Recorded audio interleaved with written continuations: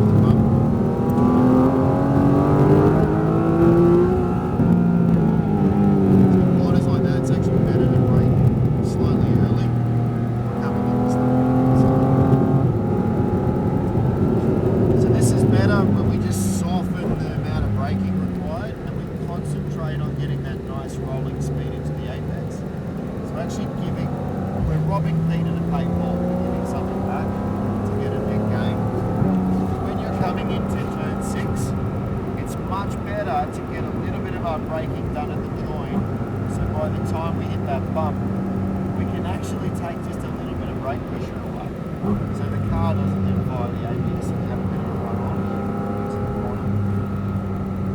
But I get it, you're experimenting, you're getting a bit of a feel for it, no issue there. How was that for you? Good. Nice and consistent. It's now just chip away. We're not looking for a big gain anywhere. You've basically found where the limiter grip is at every corner, pretty much, bar probably the last turn.